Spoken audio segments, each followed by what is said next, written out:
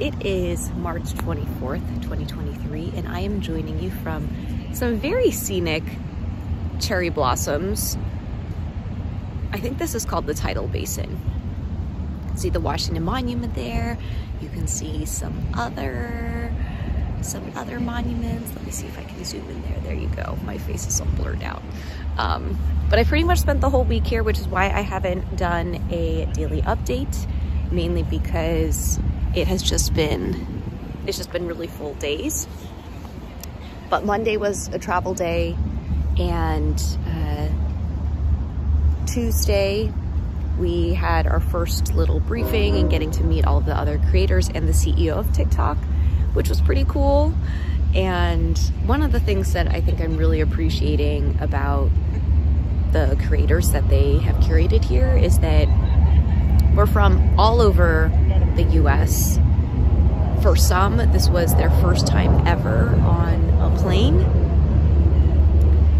and their first time in DC, and it was just such an interesting group of creators that range from small business owners, dance and fashion advocates, teachers, educators, who have all had their lives positively impacted by being on TikTok.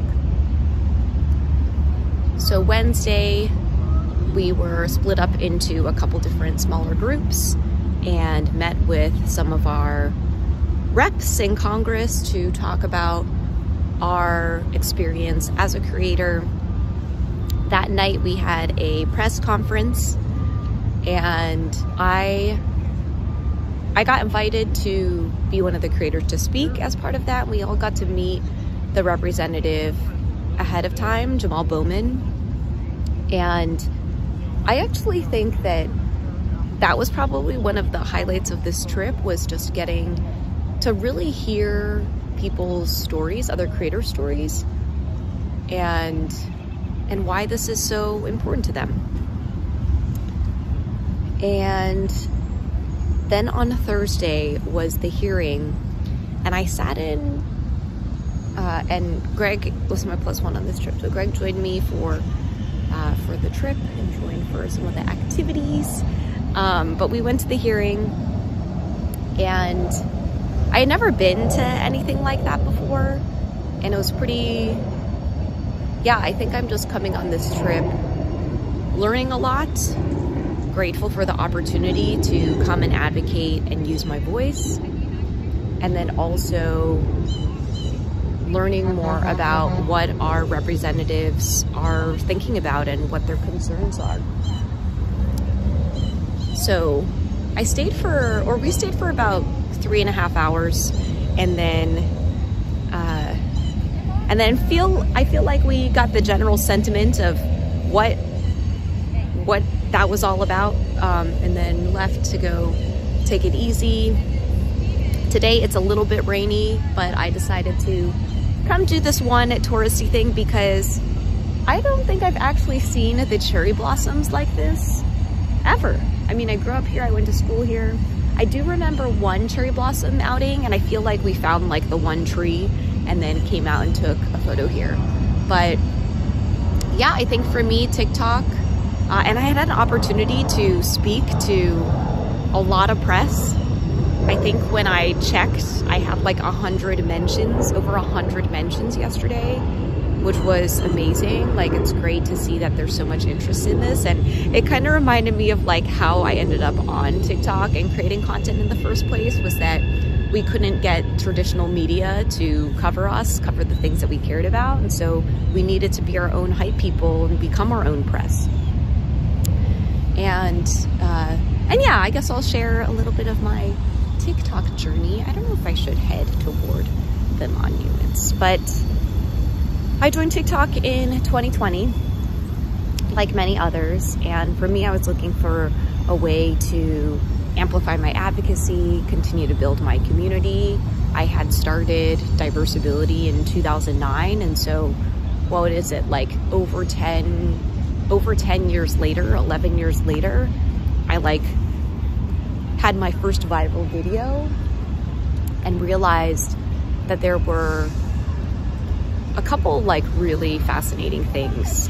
Number one was a way for disabled people to connect through social media and create parasocial relationships, but also realize that we weren't alone and we could build power together. Then the second was being able to reach new audiences who hadn't been exposed to our content before. And then the third was really just figuring out a way that we could make an income. And that is one of the things that I am really passionate about kind of in this next chapter for me, is thinking through economic justice, disability-centered economic justice. And the stats are out there. We're twice as likely to live in poverty. Our unemployment rate is twice that of non-disabled Americans. And so when traditional workplaces wouldn't hire us, we needed to figure out ways to be creative. And I call this like creative entrepreneurship. And for a lot of other disabled people, that ended up being going online, creating content, getting brand partnerships, being part of creator programs. And that is not insignificant. So that's kind of what the message that I wanted to leave folks here with is, I think we're all concerned about security. We're all concerned about our data. But there's a whole ecosystem that TikTok has really unlocked in terms of helping people find community and really play a significant role in their advocacy. Play a significant role in their livelihoods. And so that's what we're here for. And now we're walking through like a whole area here. Let me see if I can zoom in on the cherry blossoms so you can see that. Look at that. All right, that is all for my daily update. It's been quite the week. I'm in DC for a couple more days, but I'm glad I got to come. I'm really honored with this opportunity, not only to just get to meet other creators, but really, you know, play a role in trying to help